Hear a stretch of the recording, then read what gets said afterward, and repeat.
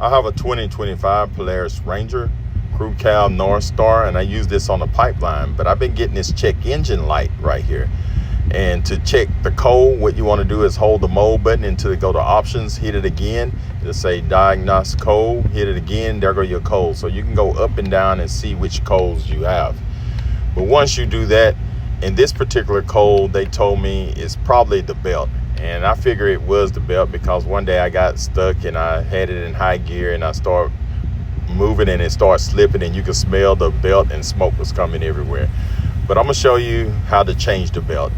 It's easy, but you had to move a few things around. Right here I had to get a screwdriver and go ahead and move the filter holes and everything out the way, and I had to move a few other things. So you need 8 millimeters and 10 millimeters and a screwdriver to get this done. And also this tool right here comes in with the kit to change the belt.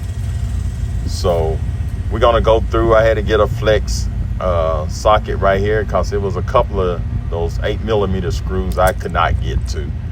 So they made it very difficult to get to some of those screws.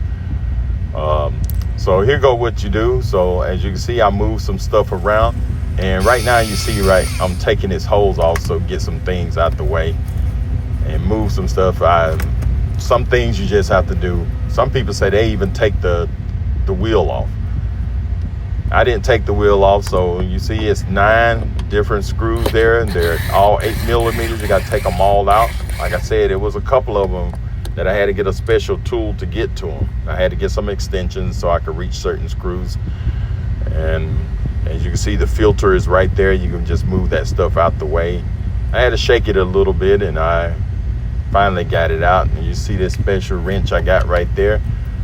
I like these. But once you get the cover off, you just screw this in right here. Screw it in and keep screwing it in. You're gonna notice that the belt is gonna start getting loose, and you just keep going, and then you're gonna be able to slide that belt right off. You may have to work it a little bit and it'll come right off. So once I went on and slid that belt off,